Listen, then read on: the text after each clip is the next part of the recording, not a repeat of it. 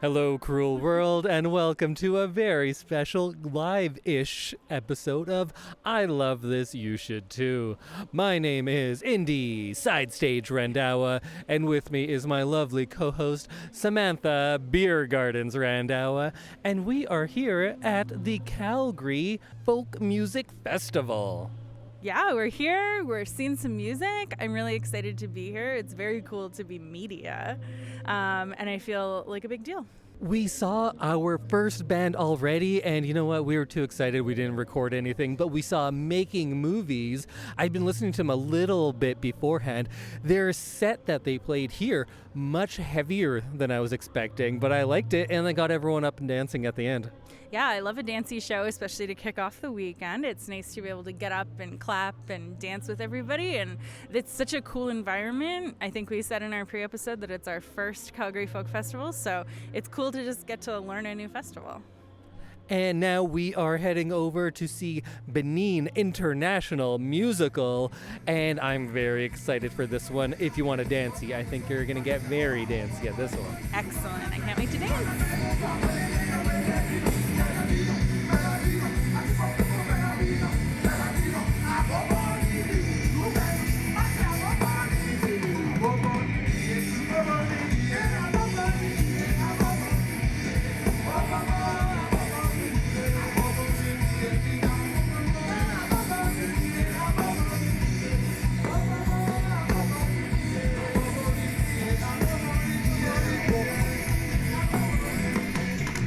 And now we are just sitting down by the river because this festival is held on an island. Yeah, it's such a different environment from what we're used to, and it's really nice to be able to come and have a little quiet moment just on the riverbank with some geese. Lots of geese. And the audio is probably terrible because it's kind of windy, but at least it's not incredibly hot like it has been, and I think will be again soon. We finished watching Benin International Musical, so I'd only listened to a little bit of their stuff before, but when they played the one song that I knew the words to, I was really excited about that. How'd you like it? It was really good. They had everyone out dancing. It was a fun show to watch because they had their people were dancing too, and it was just a fun little mix of music that they played. And we're not even going to sit here and talk about it too much, so we'll just say it was good. If you get a chance, go see them, but we have to get going because we're going to go watch the Mariachi Ghost. Sounds spooky. It might be a little. That sounds fun.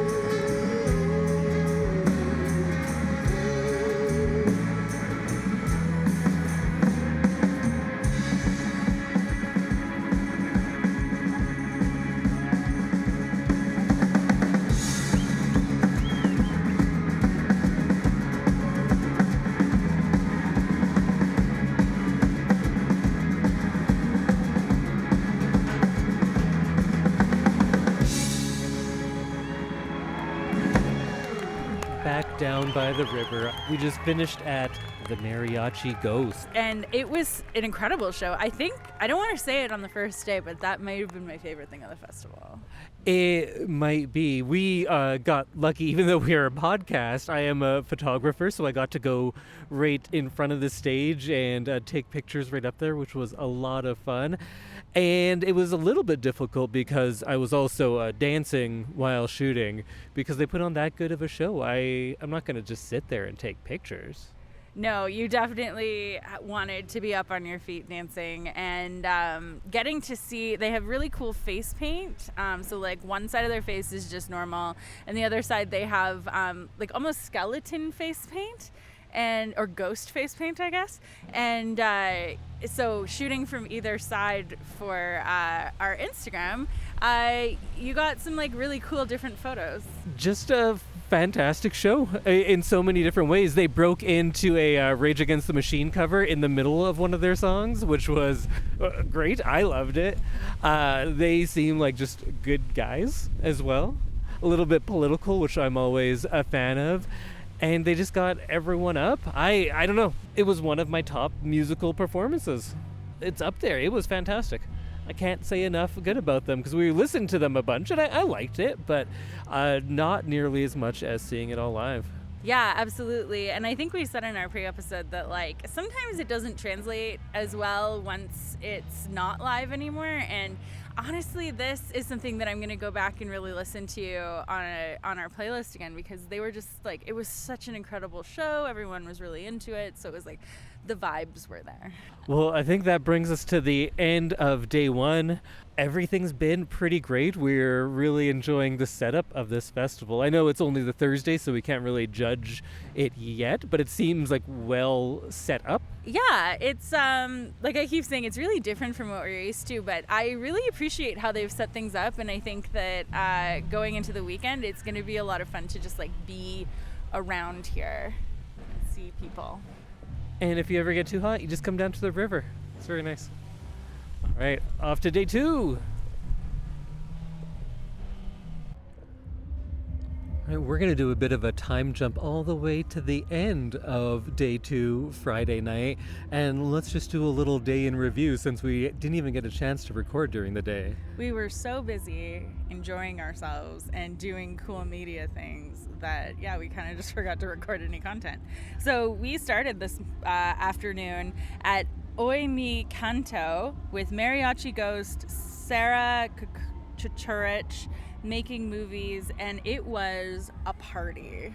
It was a lot of fun because this is one of the few ones where we're familiar with each of them beforehand, and they fit very well together. They did a lot of back and forth. They did a comparison and a little bit of musical history of different types of instruments from their respective countries, because it was kind of like a pan-Latin flavor going on because they're just people from Mexico, Ecuador, Panama, all over the place, and bringing all those different styles together.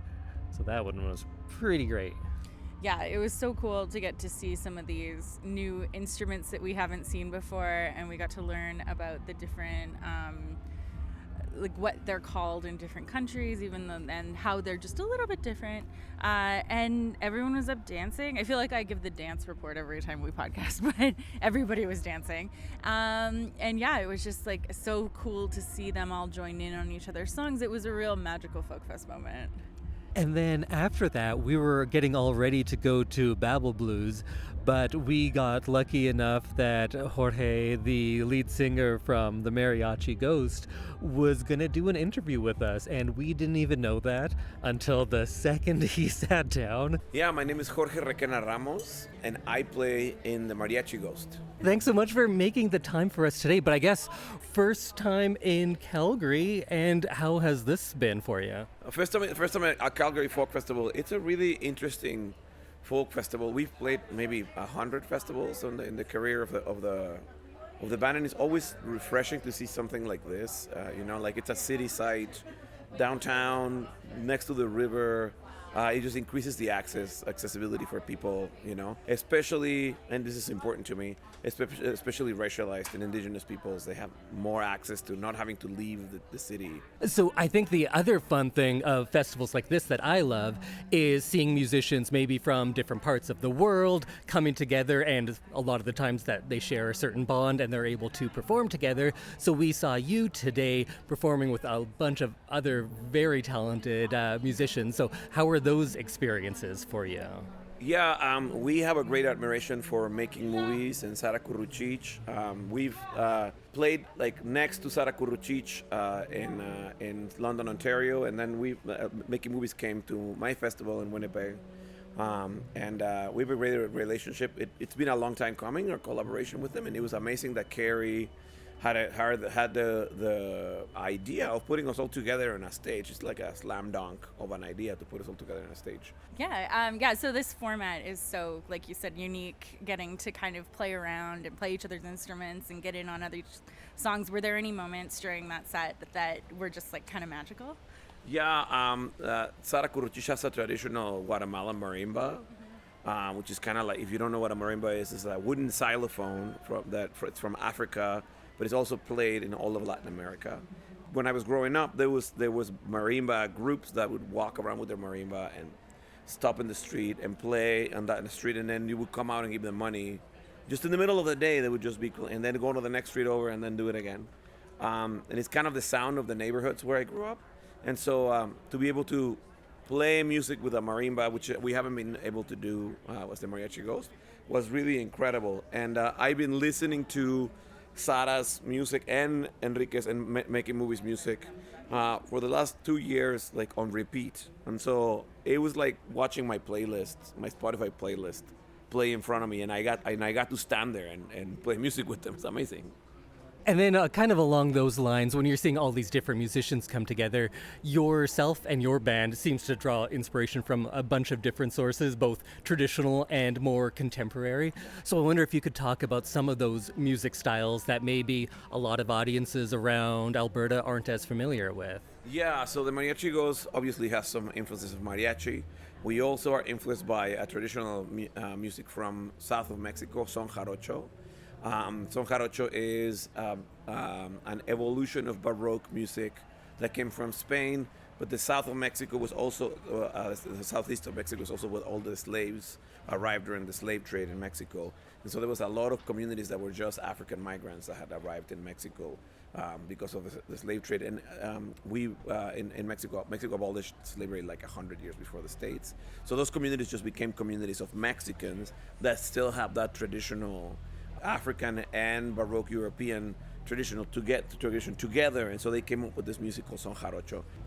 Then when you're playing up there doing things like that, do you have a certain like pan-Latin kind of pride in seeing all of these different musicians come together like that? Yeah, and that's like the most, to me that really is the most Canadian experiment. I was saying yesterday at the show, like the Canadian economy is impossible without migrants and without indigenous lands and the labor of migrants. Those two things are what make the Canadian economy possible.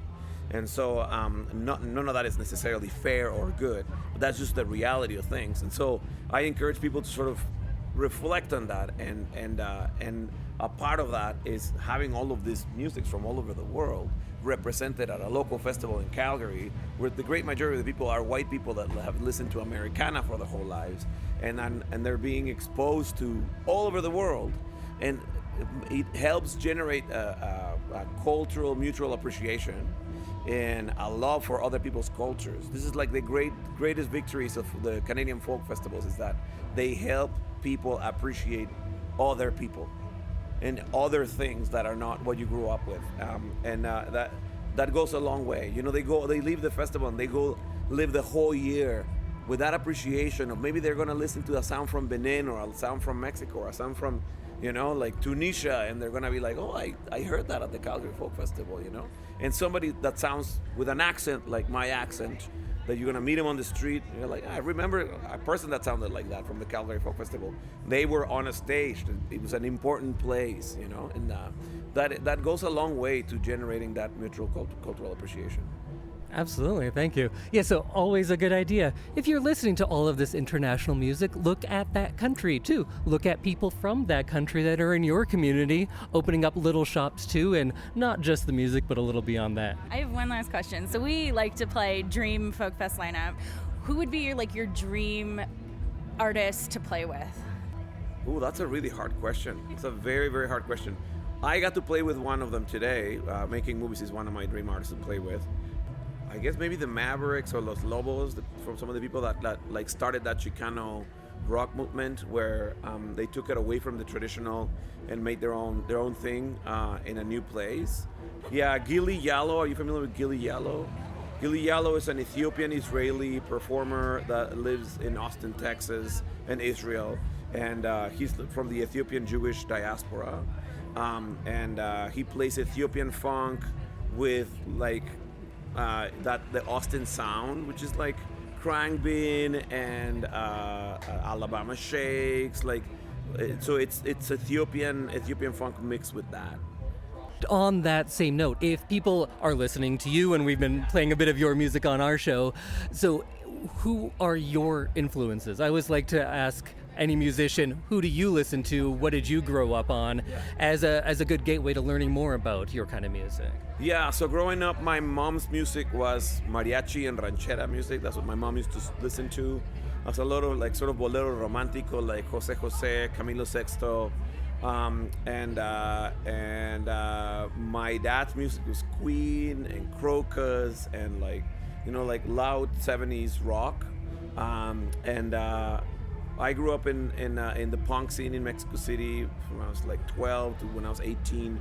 I was playing in bands in the like new wave and punk movement in Mexico City. So all of those things kind of came together in the Mariachi Ghost, and of course Pink Floyd, the Mars Volta, all that, those prog influences, Mahavishnu Orchestra, are a part of what we do, of the DNA of the Mariachi Ghost. Like, you know, exploring outside of both traditions, and it's super important that we do an emotional compass system. Like, this has the right emotion in punk, and you can reach the same emotion through mariachi, and you can reach the same emotion through jazz. And so if you figure out how to get there, it's gonna make sense emotionally. The music is gonna make sense. It doesn't have to. You don't have to be worried about gelling together because you're already trying to find something that is not musical. It's an emotion, and so the music will work itself into those places. Thank you so much. I don't know if there's anything that could have been better than the performance, but as an interview as well. So thanks so much. Thank you so much. Yeah. Thank you, Jorge, for that incredible interview, and to get to hear him talk about Indigenous languages and living on the land of people who were here long before colonialism happened was like really magical. And then we went and we saw Babel Blues on the main stage. That one was fun as well. That was another band that I had been listening to a lot, and that one we were far back. We didn't get up there with our media passes. We just kind of hung out in the back and enjoyed the music. Yeah, it was kind of more of a rest moment for us, but it was still fun. Which is too bad because that's a good dancing band as well. We ate some really good empanadas though.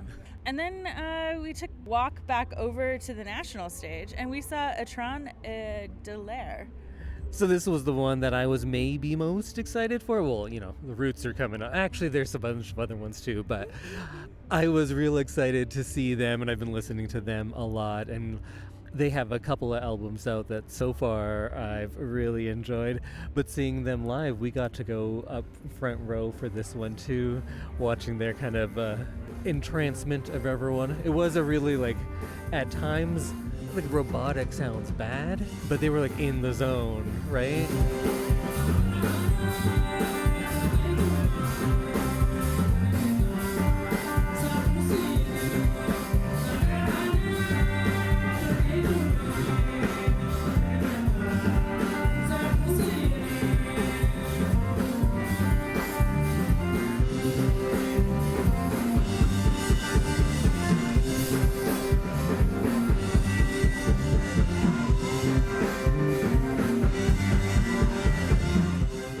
I was trying to get content for social media, and we're posting less about them because they just did a lot of like nodding. They were really feeling the music, but there wasn't a lot of dancing. But we did get a few fun dancing moments, and their guitar player was just like real into performing for the camera. So we've got a few moments like that.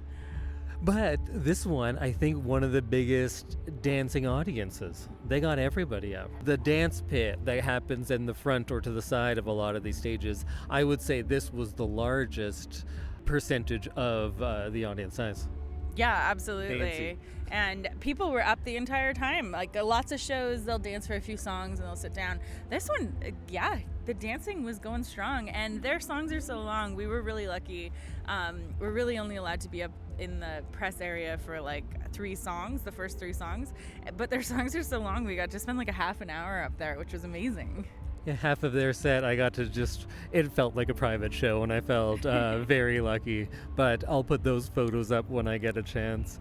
And after that, we got to go right up for Cowboy Junkies as well and get the press escort. I know we're talking about like the press side of things because we aren't, We've never done this before. This is like a wild experience for us. We got to see the mayor and we got to like walk by her, and she introduced Cowboy Junkies, and then we got to sit in the very, very front row and hear one of Indy's favorite songs. Yeah, because they start off, they're going to start off with a hit. So they started off with Sweet Jane, and they are just wrapping up behind us right now.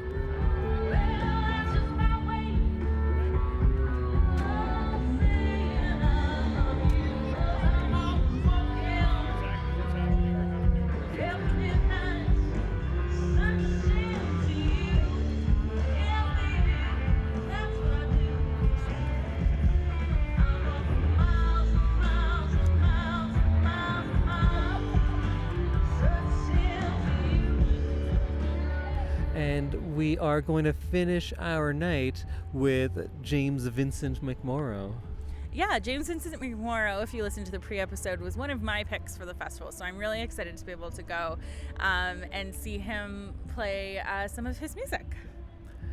And I think we will check back in tomorrow. So I think we do this every time because the first 2 days of the festival are kind of half days. They're not nearly as long. And we always say at the end of day 2, like, wow, we're less than halfway, but then it still flies by in the end. It really does fly by. And I had that little panic moment where I was like, oh my God, it's almost over. And then I'm like, no, we have 2 full days ahead of us. And we're going to have a great time, and we're going to get to do everything we want to do. But yeah, it always feels like it's too short, even though it's 4 days. And tomorrow is going from 10 a.m. till 11 p.m. So we'll see how much of that we can manage, but we'll talk to you tomorrow. 11:30 p.m. All right, I'm in. Yeah, let's go. All right, time no longer has any meaning. It's actually Sunday morning, but we've been going for quite a while, but we need to review a lot of the amazing things we saw on Saturday. We spent a good about 10 hours yesterday. We're going to do 12 hours today. Yes, it is a marathon, folks, not a sprint. And we were out and about. We were running all around the site yesterday, I guess, on Saturday. And we saw some amazing things. So I think we've given up any sense of journalistic integrity. We are here as fans, and it shows. So someone we were big fans of is we got to see Kaylee Cardinal, and I don't know what else to say because we just keep saying, oh, it's such a great show, but it really was. She is one of those people who is such a talented singer that she doesn't need to rely on other things. That is to say that she is just as good live as she is in the studio. When you have a voice like this, it shows.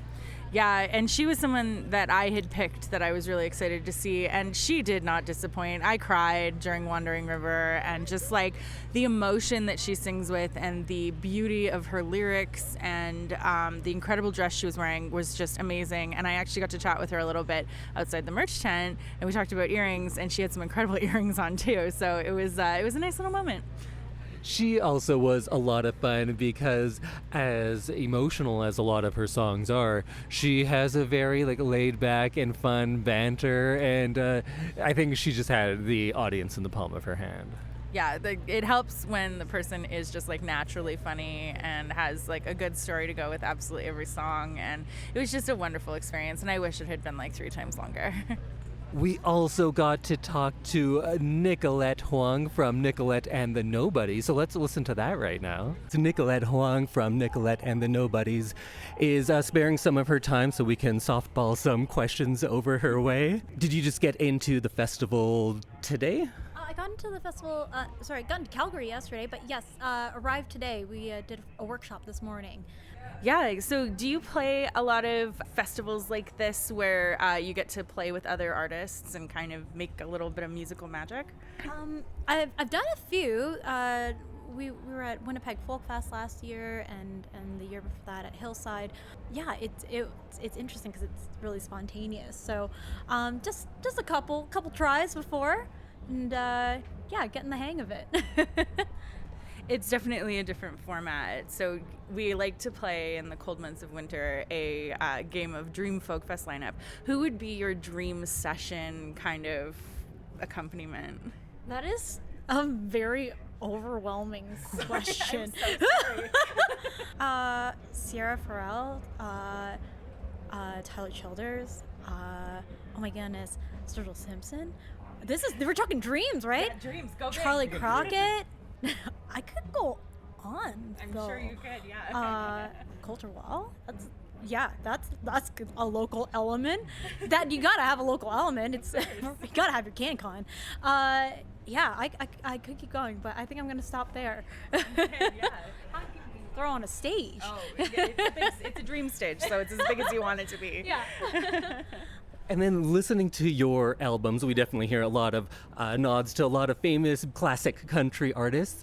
Who did you grow up listening to a lot?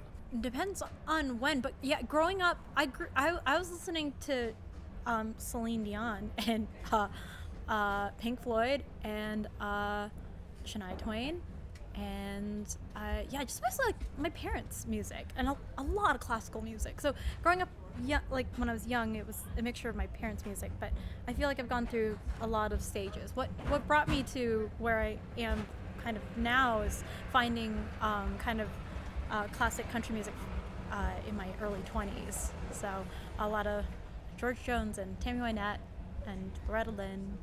That's just an era that I fell in love with. And then we heard, but we thought we should fact check. How did you meet the Nobodies? I met the Nobodies at karaoke. Karaoke night called Golden Throats in Guelph. I just moved back to Guelph and met my partner, and I met the Nobodies through kind of going to this karaoke and through him. And I went up and I sang probably a Kitty Wells or a Tammy Wynette song, and they asked me if I wanted to start a band. So from there, playing covers, I ended up writing my own music, and that's where the Nobodies kind of began. All right, we were right. That's good. It sounds like it's like a fairy tale kind of band meeting, right? Yeah. Primarily, actually, my guitarist Ian. I met him through friends, really, like going to shows and stuff like that. So yeah, I basically bring my music to the Nobodies, and they're just people that make me feel safe to show a vulnerable thing, something that I'm creating, and are very supportive and collaborative. Yeah. Tomorrow, I think it is, or maybe it's later today, but you have some more sessions coming up, and one of them in particular, I was looking through the lineup, and there's going to be a large East Asian representation on the stage. So I was just wondering like how that feels, especially that you're all coming together not because of the fact that you're all of East Asian descent, but rather just musically. I mean, I'm excited about it. I'm a big fan of TEKE, so they're so cool. I'm not sure how to feel about it, truthfully, because it's kind of exciting in a way that, I mean, growing up there, I didn't really see a lot of Asian representation in music and goes, and so kind of cool to just be on a workshop with other people that are sort of doing the same thing. One thing that sometimes comes up is just that when I was younger, I really fought against being a musician or becoming a musician, because I mean, I'll be honest, I don't think my parents ever wanted me to be a musician, and they're not entirely wrong. But you also can't help what you are to a degree, and a lot of that was challenging because not seeing people who look like me succeed in the spaces that I wanted to exist in. And so, I mean, it's really, really cool when people are like, hey, awesome that you're here. Well, hey, it's awesome that you're here. Yeah. Going into an interview, too much or flattering if they're wearing buttons of you? Noticed that, and that is so cool. That is just very, very cool. I was like, you handing those out? I've got one, actually. Oh, yeah. That is a very sweet gesture. I love that you're wearing it. Oh, you made one for the record too. So cute. Oh, so cute. Thank you. Right. I'm flattered. Oh yeah, well, this started out as a podcast. It was mostly movie-based, but about bringing things that you love to someone else who may not have heard of or seen such a thing. So I know we're going movies now, but do you have a movie that you love that you would like other people to love as well? It's a very complicated question, but Is it bad that it's? I hate that I'm opening it with that. Nacho Libre. Solidly Interesting, okay. real comfort movie for me. Good. Yeah, just again, maybe it has to do with the aesthetics. I'm just very much It's a good-looking movie for a movie that people might dismiss as like silly comedy. It looks really good. and it brings me a lot of joy. Yeah. no bad answers Yeah. there. So. Yeah, there's no Yeah, bad answer no. there. I'm not gonna dig deep. I'm going surface. That's Yeah. exactly what I am. Perfect. That's A what girl we who do. loves Nacho Libre. That's amazing. All right, well, thank you so much, Nicolette, a girl who loves Nacho Libre. Thank you. Thank you.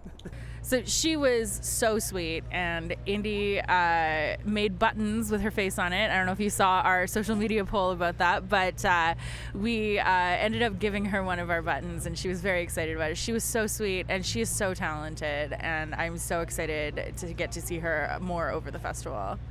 I think we'll see her a total of 3 times through the sessions and the concert, so let's listen to a little bit of her now. Why do I give everything to someone who ain't even there? So baby, please show up. I need you. Show up. I've been waiting for you to show up. Show up for me. So that's Nicolette and the Nobodies. We've been playing that album on pretty steady rotation. Yeah, she's got such a beautiful voice for someone as small as she is. She's got a big voice, and she's just so talented. And I think, as we said in the interview you just heard, it's amazing seeing representation of different cultures in country music, and I think that's important in all music. And I think we talked a lot about them 2 episodes ago, so maybe we'll just move on because we are very established fans. And then a band I was really excited to see was TEKE. If you want to talk energy, stage performance, they have a lot of that.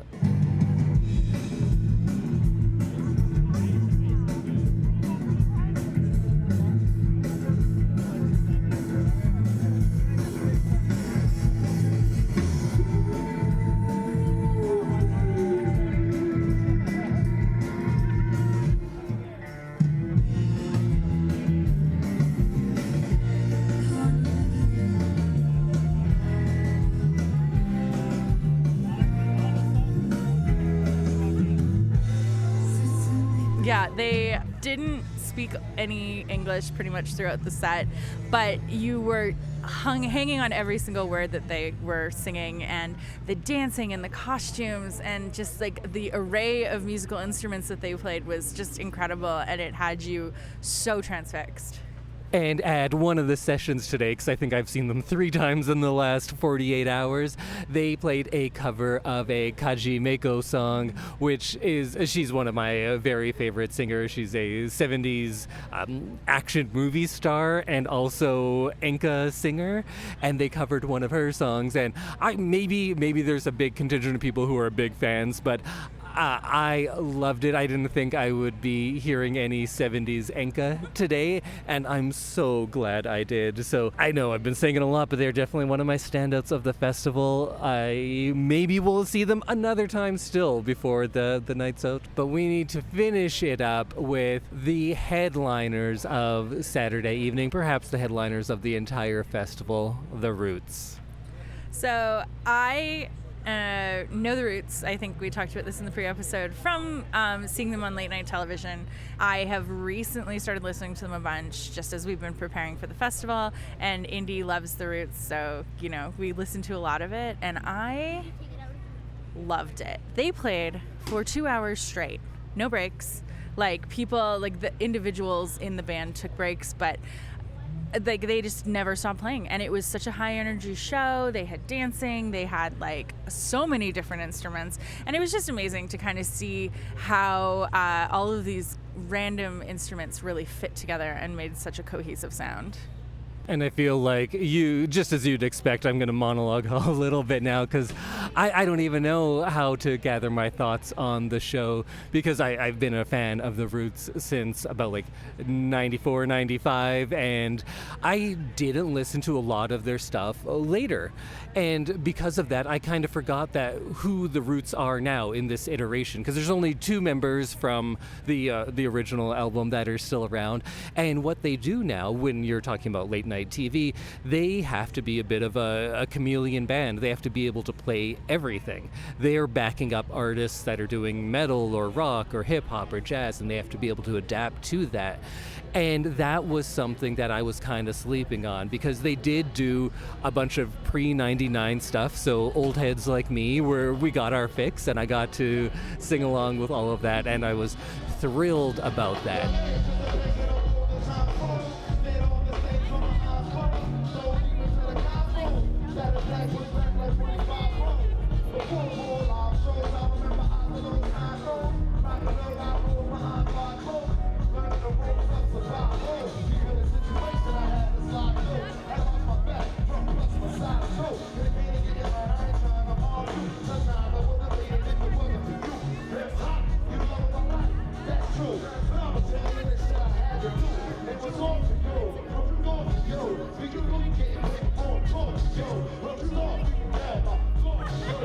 Originally, I thought, oh, I hope they only play stuff from that time, but they didn't, and I'm happy about it. I'm thankful for what they did instead, because what they did was kind of take you on a journey. On a journey through hip hop and then through music. There was this old song that they would do in the 90s a bunch. I forget the title, but then in parentheses, it was I'm Every MC. And it was this thing that Questlove and Black Thought were working on where Quest would imitate the production styles of different rappers, and it would blend from one to the other. And Tariq, Black Thought, he would mimic the rapping style of different rappers, and it would kind of take you on a journey of hip-hop through the ages, and they would do that in this one mashup song. And what they've effectively done now is extended that to all of the instruments and made it a 2-hour thing, because they would take you through the Roots catalog where they would mash like 5 or 6 of their songs from different eras, but Roots songs all together. But Black Thought would change his cadence so you'd be hearing the lyrics of one song but in the style of a different rapper. And I think a lot of this maybe is just me being like too much of a nerd and really getting in there, and maybe it's lost on people or maybe it's unintentional, but there's big fans out there, right? And it's really special to those people who are picking up on it. And if not, it just sounds great. You don't know what the song sounded like originally, and you don't know who he's referencing all the time, but that's cool because it just sounds fantastic. But not only would he do that with his vocal stylings, and then sometimes he'd get into some reggae stuff, he did some Mos Def songs, but then they would also filter other music through whichever instrument. Like we had a 6-minute sousaphone session, and we got to hear all of these, a few pop songs that a lot of people know, but interpreted through the sousaphone. And I'm not sure if it's the same player that they've been playing with, because his stage name was Tuba Gooding Jr. and now they were calling him Tuba Libre. Yeah. So it feels like it might just be the same joke 2 different ways, and it's the same guy, but I'm not entirely sure because it's a newer addition to the band. But then you had Captain Kirk on guitar, and he, I don't know, just went off for 15 minutes. And we forget, like, I think of the Roots as a hip-hop band because that's what I knew them as. What they're doing now is so much beyond that, and that's not to the detriment of their hip-hop credibility, right? Because when he picked up the guitar, they were doing things like Mos Def that I was talking about. They were doing Apache. There was a few bars from Sound of Music in there. We got a little bit of my favorite things, which I lost my mind. I was so excited about, and we got some throwbacks from 2006 in the bar, which was amazing. So it was a really great amalgamation of. And then just a full-on Zeppelin song. Yeah. They just like broke into immigrant song too. Yeah.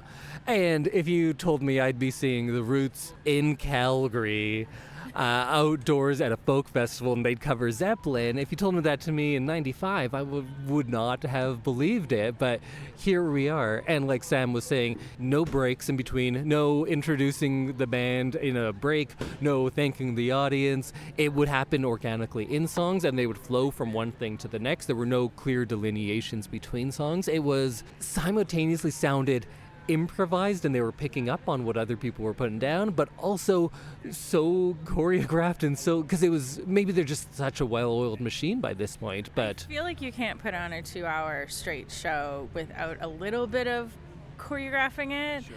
But they seem like such a well-oiled machine, and it did feel like they were improvising, but maybe that's just how they meant it to sound. But it was an incredible feat to witness. Like, not being a huge Roots fan before, I was blown away. I was like speechless at the end. It was amazing. And also, like, we gotta say, well, I thought looking good. He's an older guy now, and man, we got to go right up, and I was in the media pit shooting photos, and we'll get those photos out to you. And it was fantastic. That's all I can say. It was great. Yeah, I know how much this show meant to Indy, so getting to see him, getting to shoot like his childhood idols, is that appropriate to say? I think, yeah, a little bit, yeah. Was like pretty special for me to like get to kind of watch him be like photographing this like incredible set, and then just like, getting to sit and snuggle in the dark on the chairs and watch this like incredible 2-hour show. Hey, yo, I control the stadium like a little alarm on this morning. Bringing you along, consider the boots come a funk song. Ready for whoever wants on your album. Get spit like a long song, no doubt. Under the influence in the background. Millennium spaceship, totally wasted. Scooby D classic, overly laced it. Taste it, swerve on a regular basis. Serving y'all whatever the place is. No kind of soul quality in my competitive faces. This is about now, y'all pass out. In the devil, I like tip, pass out. Shout to my brothers on back route. Women is short to snag out. They get pumped, so you can set that. Hip hop has not left yet. But as great as that was, afterwards we did go home at a reasonable time. The good thing about not going to after parties in Calgary is that we were up for the 10:30 shows, where we got to see Ginger Beef, and we've been talking about them in the last episode as well, but they started things off this morning.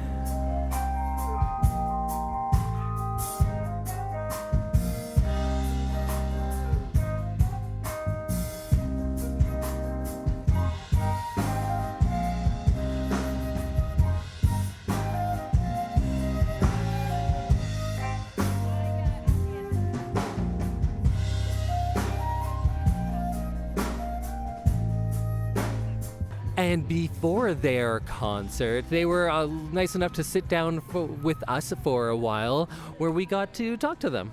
We are here on Saturday afternoon with Ginger Beef, who plays music that's kind of like a fun score to your life. Yeah. If you want to just be walking around and have everything scored. Yeah. Oh, you just heard on set. Yeah. Yes. Amazing. Aw. When I'm just going around and talking to people, I have heard from multiple people to listen and go check out Ginger Beef. So being a Calgary's own and now playing here, how does that feel for you? It's been amazing. Like, I keep saying that every step that we've taken as Ginger Beef, it's because we're getting pulled along. It's not because the motivation isn't coming from within us. It's like our first song and video, it was meant to be a one-off thing. And then we showed it at Camp Sled Island a couple years ago. And then everybody was like, where's the rest of the music? We want to hear more. But it was supposed to be a one-off thing. But we're like, okay, I guess we got to write more music now. And then so we formed a band and started playing live. And then it's like, when's the album coming out? Oh, well, I guess we got to record this stuff now. And then recorded an album. And then it's and then every step of the way is because someone asks, oh, are you playing any festivals? so it's amazing just to be kind of dragged along like And this. also, like, for me particularly, like, I think of my first folk fest was probably like pre-COVID, like 2018, maybe 2017, 2018. First time we came to see like some of the acts, and it just and now like just a few years later, and then myself and is playing it. It just feels kind of surreal, like wow, we're very very fortunate and grateful for the opportunity too. So the fans have demanded you go from the audience to the stage over the last few years. That's pretty much how it happened. Yeah. So who are we to to fight it? Yeah. And then on that note of things kind of having a moment in pop culture right now, you got Andre Benjamin, you got Lizzo playing flutes, very making some worldwide noise. TEKE, who's here now, another great flautist. So are you kind of feeling that the flute is having a little time? It's a moment for the flute. Yeah, well, it should be the time for the flute, I think, right? I think it's your turn. Yeah, that's I think the next T-shirt design. It's flute's turn. Oh, good Writing that down one. right now. So I always like to ask people, what did you grow up listening to, and does that have an influence on you now, or do you feel like you grew up listening to one thing and you diverged later on in life? I mean, like for myself, I grew up studying classical music. So I wouldn't say that classical music doesn't do anything with anything that I'm doing right now. It is quite the opposite, even though I don't really play in the style of classical music. And also, one of the Ginger Beef thing is that we're an instrumental band that, playing classical music is not an unusual thing for playing instrumental music, which just, okay, we're just doing what we're doing kind of thing. Yeah, and another thing is that growing up, I listened to a lot of Chinese folk music that my mom plays. So she is a pipa player. Pipa is a Chinese lute. And it has 4 strings, and then she wears like fake fingernails wrapped around her fingers. And playing is, she is definitely in there somewhere in my mind. It's definitely all the things like combined. Also like recent experience when I moved to Calgary and started playing different styles of music and jamming with different musicians, and yeah.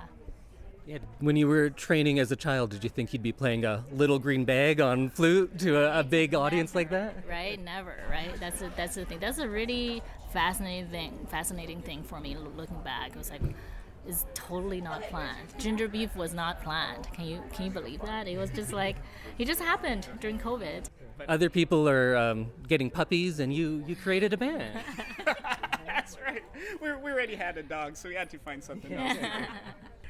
Yeah, and for me, the music that I listened to growing up, I'm a rock guy, but my favorite band I've been on record saying is The Police. I really, really dig them, what they do. I love them because they have so much capability. They're all jazzers, all 3 guys. They're phenomenal jazzers, but they just choose to play 3 or 4 chords per song, but they choose the perfect chords, and I think that's really informed the way that I look at music. I really like pop that is, I like to call it jazz adjacent. That's kind of where Ginger Beef kind of ended up as well. I would never dream of calling myself a jazzer. I don't have that kind of training or anything, but it's like secondhand jazz, I guess you could say. Some secondhand influenced classical by mixed with secondhand jazz. That's right, yeah. And but I love bands that like Weezer and songs that have really strong melodies.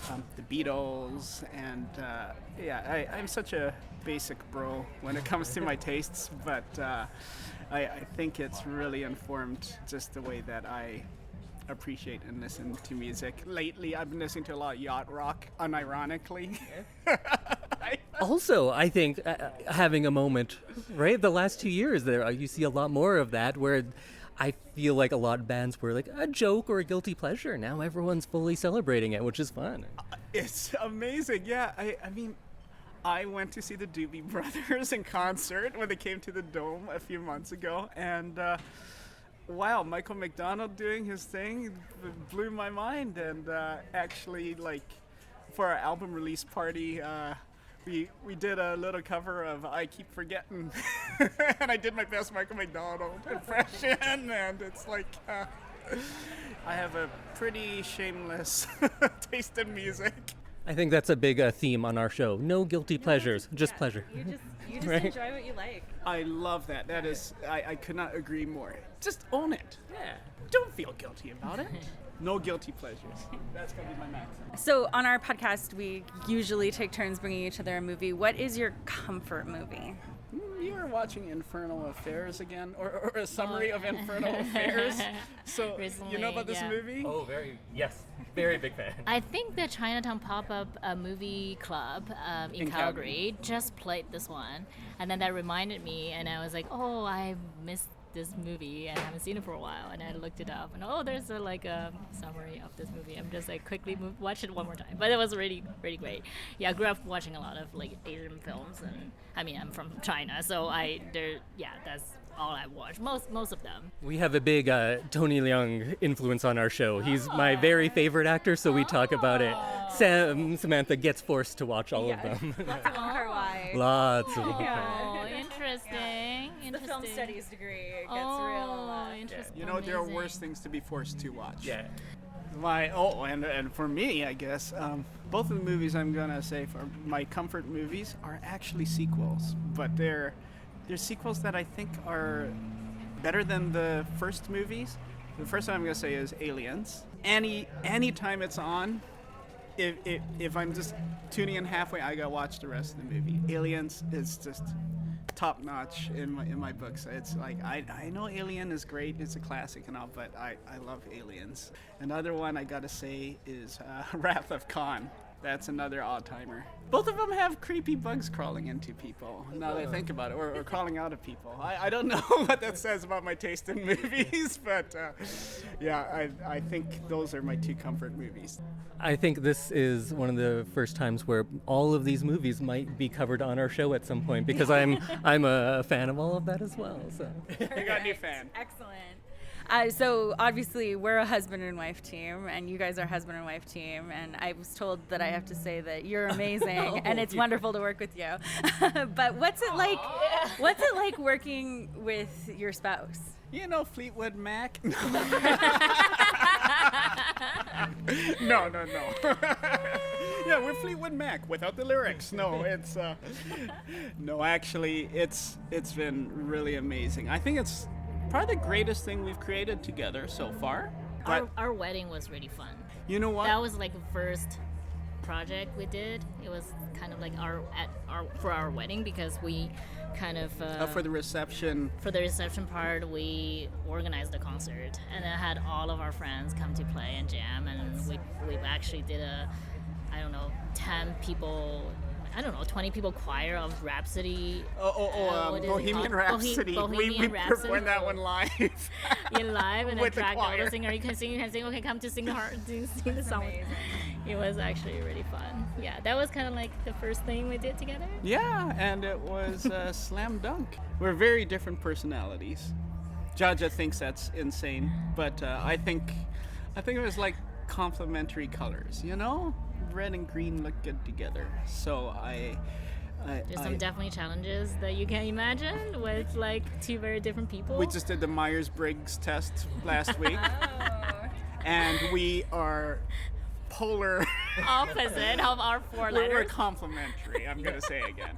You know, there were rocky moments, but I think, but we get past them, like musically and otherwise. Yeah, I think and, especially we at the get beginning. stronger. Yeah, at the beginning of Ginger Beef, we just gotta figure out a way, how to make this work, from songwriting or Yeah, to, because our personalities are so different, and our musical backgrounds. and also creative process. Everybody is different, right? Like even talk about that, right? Like how can you write a song in the same room with two very different people living together, call them husband and wife, and writing together? It's just like but we figured it out.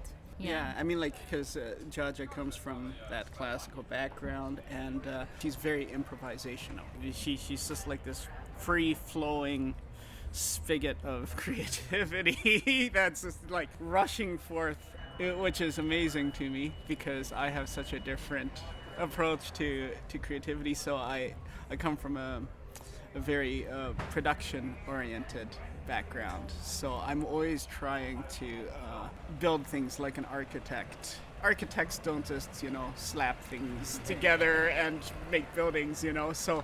Yeah, because I'm very much like a living in the moment person, like this is the moment I feel and I should grab it. I should just use this moment for my advantage of creation. Whereas I'm trying to build something for the ages.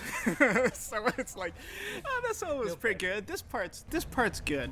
We'll keep that part, but let's see what we can, build on top of this thing. So then just a lot more of a structural approach to it. But I think it's why this album and our music is the way it is because I think if it was entirely done my way, it wouldn't be nearly as interesting, and I don't think it would resonate as much with people as with this kind of confluence of methodologies here. I think if it entirely done with my way, it would work. But you could only ever play it once, and then it's gone. It would never be the same ever again. You gotta be there. All right. Well, thanks so much. And where can people check out more of your music? Well, I guess some of our audience should be in Calgary as well. Yeah, I mean, we put out our album in October, and it's streaming everywhere. And But if you're so inclined to purchase or download our music, it's on Bandcamp, so please check in. Oh my God! The CD. Samantha just flashed a CD. Yeah, Oh my we also have gosh! CD, Who yeah. listens to CDs anymore? Do you listen to them? I do. Every now and then.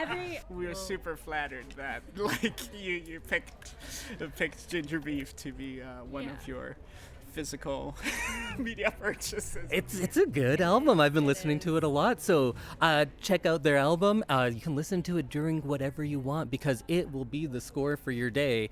But it's going to make everything you do a little bit more fun, a little more happy.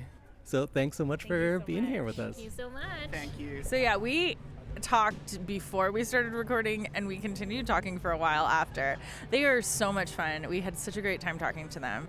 And they're just such talented musicians as well. Getting to see that concert of theirs was just like amazing. I think because when I'm listening on the album, I'm not sure all of the things that Warren or MSG does. Because we know that Jaja does the flute, but he is a multi-instrumentalist, so he was shredding on guitar, and when I got to see him in a session, there he got to do some, not their music, and you could tell he was having a lot of fun with that. But then also on the keys, doing a bit of everything. Yeah, it was really fun to see how they can switch between instruments. Their banter on stage is super fun, and my favorite song is about their dog Cam. Oh yeah, and then we got to do the barks, and oh man, I think we say this a lot as well, but everyone we meet and get a chance to interview, just the nicest people. I want to be best friends with all of them now. I know, I'm kind of sad that we may never talk to them again because we had such a great time just chatting with another husband and wife team, so that was really fun.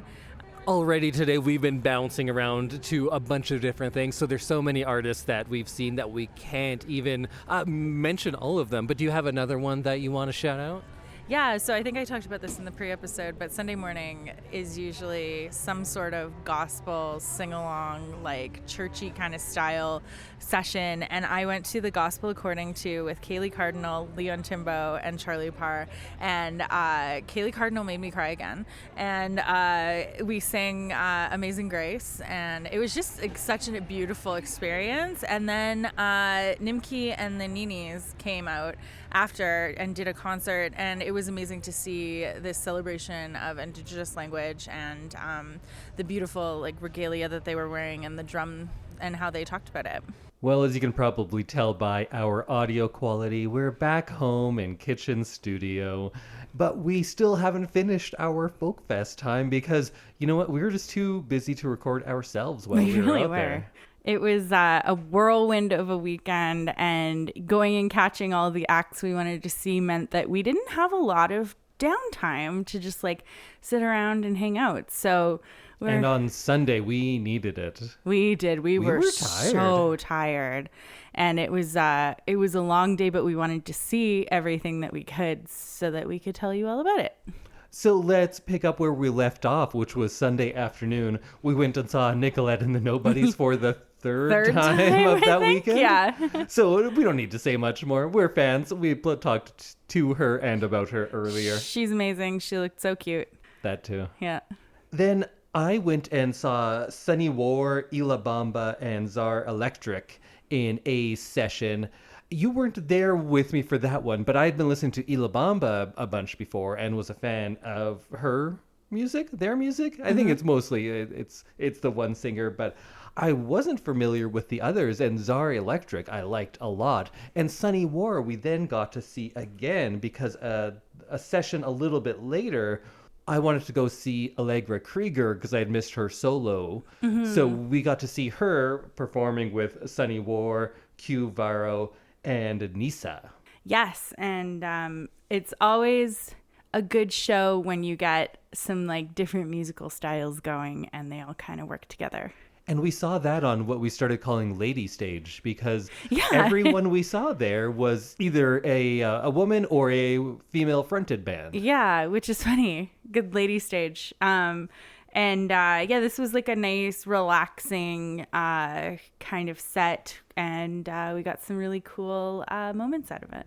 My favorite probably, even though I was there primarily to see other people, I didn't know Nisa very well, but she did a cover of the Stooges' I Want to Be Your Dog.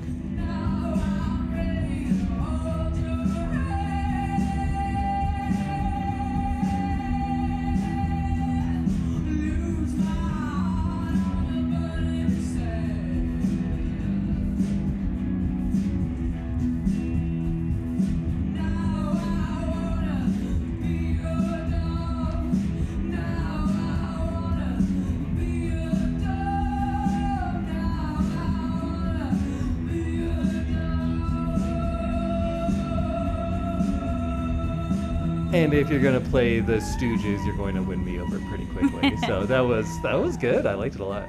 Yeah, and that was like a moment where we weren't running all over the festival site, so it was very nice. We actually sat a little bit further away in shade because we needed it by this point. But then when she played that, I had to get up and get in the front for that. And then that brought us into the closing of Sunday night, which was just the main stage. So the first artist we saw there was Miko Marks. Yes, she was fantastic. She looked so cute. She had a white dress on and white cowboy boots, and she has such a huge, amazing voice. And she was joined by another artist at the festival, and they had played a session stage earlier that day, and she said, "Why don't you come and sing with me?" So we had Leon Timbo and his backup singers, and they put on like an amazing show, and I think they did a lot of really cool kind of gospel-y style things, and it was just it was big voices and like a super fun show to watch. I think both of them, Miko Marks and Leon Timbo, either due to just negligence or just because I had so many other things to listen to, I didn't really get into their music beforehand. And this is where I saw them. And I'm glad I got to see them at least here because it kind of opened up their stuff to me, and now I can kind of delve into what they've been doing. I'm not sure how their recorded stuff is, but live they were both fantastic. Oh, it was amazing. Yeah, and the voices that the four people on stage had were just they worked so well together. So I definitely have them on my list of things that I need to look at once we're done Edmonton Folk Fest. Right. Because we still have another Folk Fest to go. Well, speaking of Edmonton Folk Fest, someone who is going to be coming to both of them is who we saw next, and that is fantastic Negrito. Yes. I'd been listening to him a lot, and he played the songs I know, so that's good. It's someone who I didn't know 2 months ago, but brought that blues, brought that rock, and brought showmanship. Oh my goodness.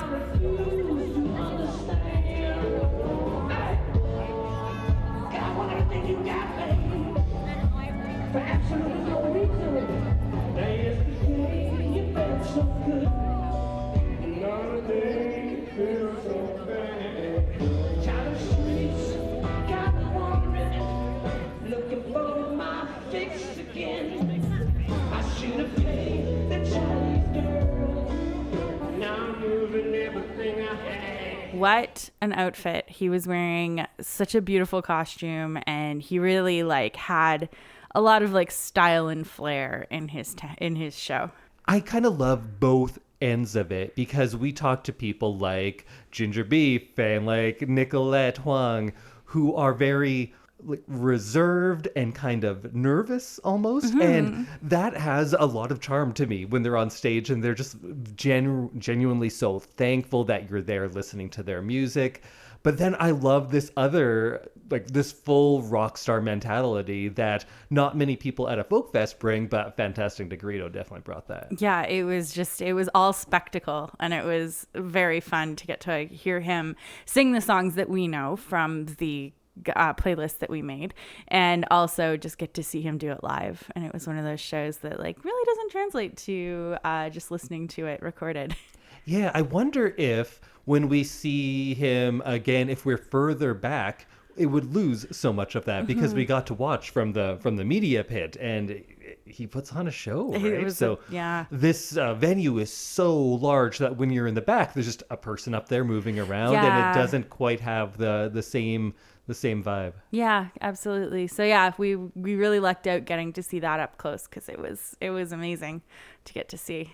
And then to round out the Folk Fest, we were dead tired at this point, but we made it. We started this day at what, 10:30? 10:30, yeah, which is a huge feat for Folk Fest. And then ended it at 10:30 as well, so it was a 12-hour day.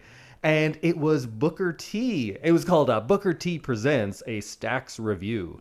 So I never talked about this going into it. I also didn't know what it was. Yeah, me neither. This was our fault. I saw what it said, and I thought this was kind of a tribute to Booker T. Right. I didn't know that he was going to be there. Oh, I see. I knew he was going to be there. I didn't really understand what a Stax Review was. Yeah, so what it is Booker T from Booker T and the MGs. They were the house band for Stax Record, and Stax Records made so many hits. So what they did was kind of they were a jukebox of hits, and they played it all there. It was Booker T on keys, and then he brought in so many different contemporary artists as guests, and they had like the house band there. The Stax house band, not the Calgary Folk Fest house band. Yes. So we got to hear classics, things that everyone knew, like Respect.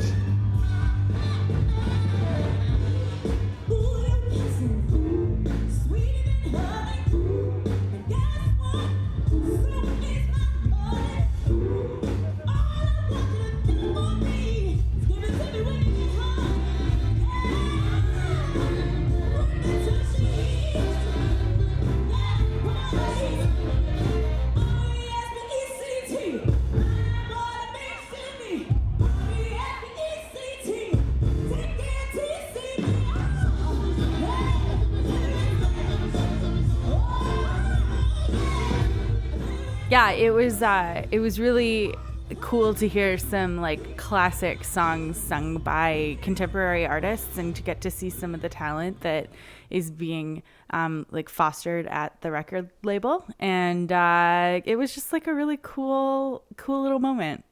And so many of the artists at a folk festival, you don't know all of their songs. No.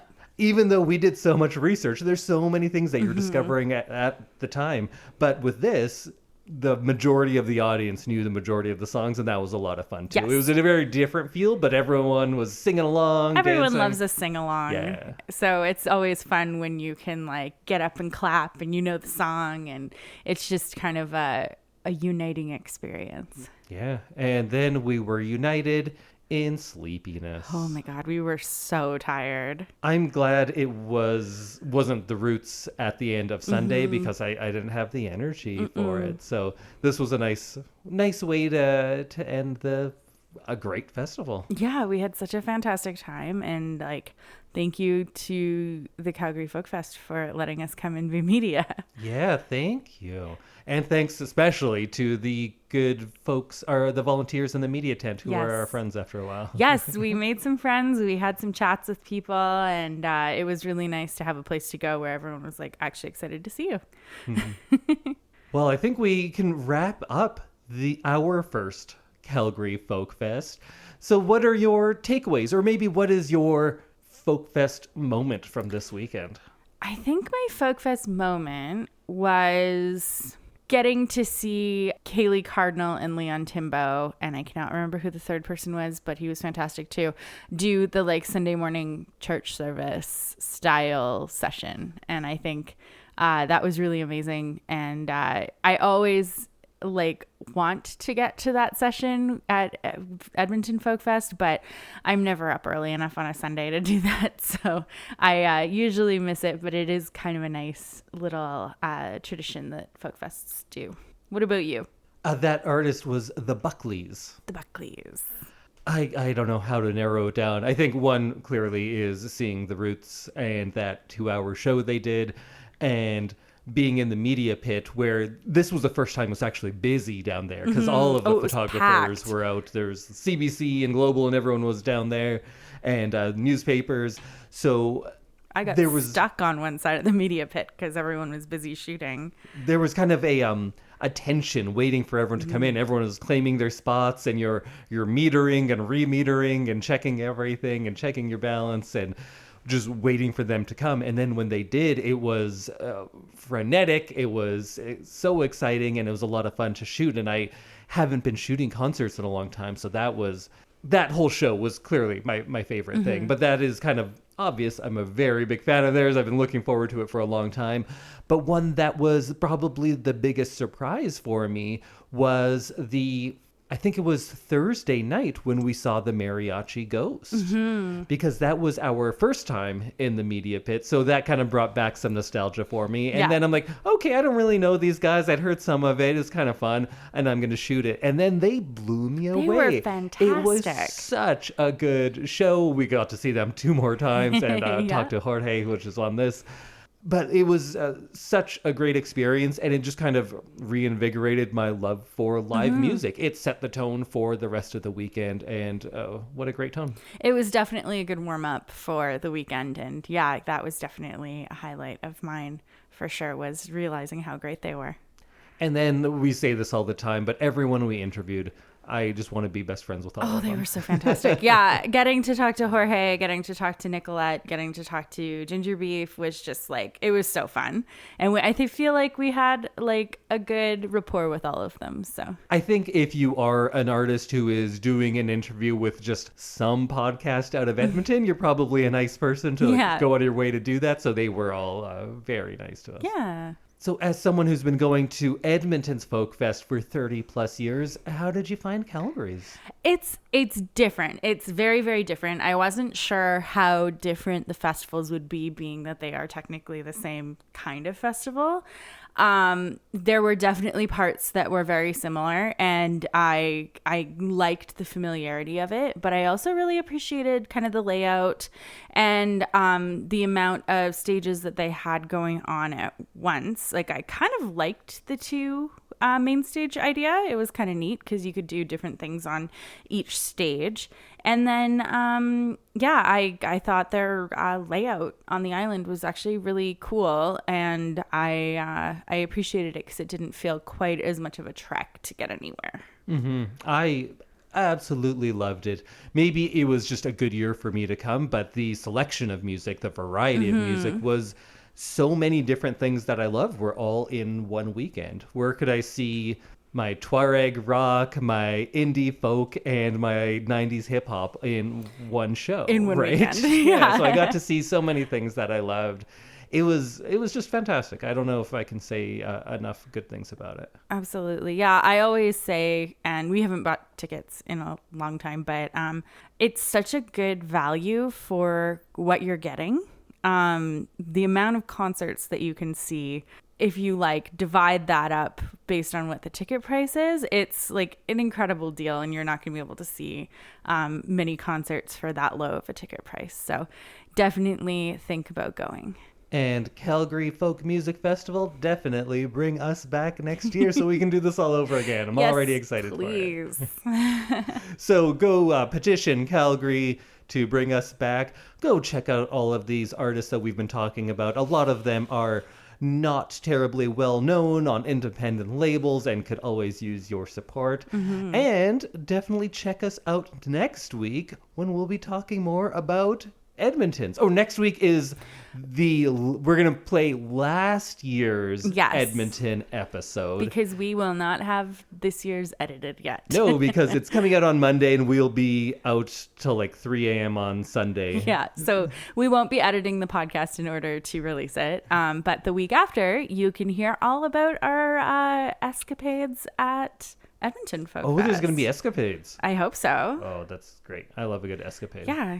Hijinks and escapades. Hijinks are the one thing I like more than escapades. Whoa. Yeah. Well, I hear Edmonton's got both. All right. Well, look forward to that, and we will see you. Well, I guess we'll see you on the hill for the See you on Edmonton Folk hill. Fest. Bye, everyone. Goodbye.